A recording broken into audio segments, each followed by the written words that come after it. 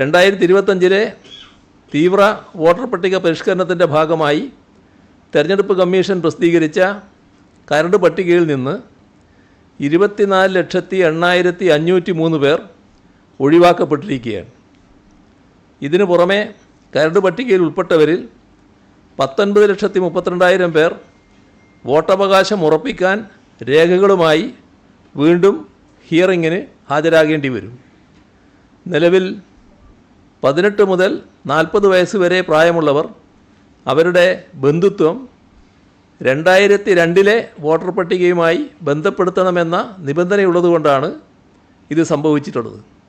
ചുരുക്കത്തിൽ ഈ 19,32,000 പേരും തങ്ങളുടെ വോട്ടവകാശം സ്ഥാപിച്ചു കിട്ടാൻ വീണ്ടും ഈ പ്രക്രിയയിലൂടെ കടന്നു പോകേണ്ട കഠിനമായ സാഹചര്യമാണ് സംജാതമായിരിക്കുന്നത്. അത് പൊതുമണ്ഡലത്തിൽ ലഭ്യമാക്കാൻ തെരഞ്ഞെടുപ്പ് കമ്മീഷൻ തയ്യാറാവുന്നില്ല. ഇതുകൂടാതെ 2002 എന്തെങ്കിലും കാരണത്താൽ വോട്ടർ പട്ടികയിൽ ഉൾപ്പെടാതെ പോയവർ ഇപ്പോൾ പുറത്താക്കപ്പെടാനുള്ള സാധ്യത വളരെയേറെയാണ്. അതിനു മുൻപും അതിനുശേഷവും വോട്ടർ പട്ടികയിൽ ഉൾപ്പെട്ടിരുന്ന പലരും SIRൽ നിന്ന് ഒഴിവാക്കപ്പെടുന്ന സ്ഥിതിയുമുണ്ട്.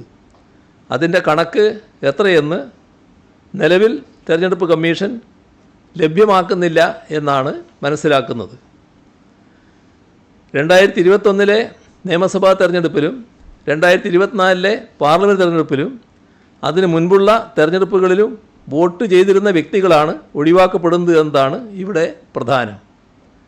ചില ബൂത്തുകളിൽ അവിശ്വസനീയമായ തരത്തിൽ വോട്ടർമാർ ഒഴിവാക്കപ്പെടുന്നു.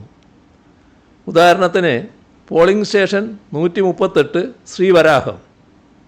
ഈ ബൂത്തിൽ ആകെയുള്ള 1224 വോട്ടർമാരിൽ 704 പേരുടെ വിവരം ലഭ്യമല്ല എന്നാണ് കാണുന്നത്. ഇത് സംശയാസ്പദമായ കാര്യമാണ്. സംസ്ഥാനത്ത് മറ്റ് ചിലയിടങ്ങളിലും ഇത്തരത്തിലുള്ള സാഹചര്യമുണ്ട് എന്നാണ് അറിയുന്നത്. അർഹതയുള്ള ഒരു വോട്ടർ പോലും പട്ടികയിൽ നിന്ന് ഒഴിവാക്കപ്പെടുന്നില്ല എന്നുറപ്പാക്കേണ്ടത് ജനാധിപത്യ സംവിധാനത്തിൽ വളരെ പ്രധാനമാണ്. ഇതുറപ്പാക്കുക എന്നത് സർക്കാരിനുള്ള ഉത്തരവാദിത്വവുമാണ്. അതിനാൽ കരട് വോട്ടർ പട്ടികയിൽ വിവിധ കാരണങ്ങളാൽ ഉൾപ്പെടാത്ത അർഹരായവരെ സഹായിക്കാൻ വില്ലേജ് ഓഫീസുകൾ കേന്ദ്രീകരിച്ച് ഹെൽപ്പ് ഡെസ്കുകൾ ആരംഭിക്കും. വില്ലേജ് ഓഫീസിൽ സൗകര്യമില്ലെങ്കിൽ എന്ന് പറയുമ്പോൾ ഇപ്പോൾ ഈ തെരഞ്ഞെടുപ്പ് വോട്ടർ പട്ടികയുടെ പുതുക്കലുമായിട്ട് ബന്ധപ്പെട്ടുള്ള ഒട്ടേറെ പ്രവർത്തനങ്ങൾ ആ വില്ലേജ് ഓഫീസിലാണ് നടക്കുന്നത്. അപ്പോൾ അവിടെ ഏതെങ്കിലും തരത്തിലുള്ള അസൗകര്യങ്ങളുണ്ടെങ്കിൽ തൊട്ടടുത്ത സർക്കാർ ഓഫീസുകളിൽ വില്ലേജ് ഓഫീസർക്ക് സൗകര്യമൊരുക്കാവുന്നതാണ്. അത് വില്ലേജ് ഓഫീസറാണ് തീരുമാനിക്കേണ്ടത്.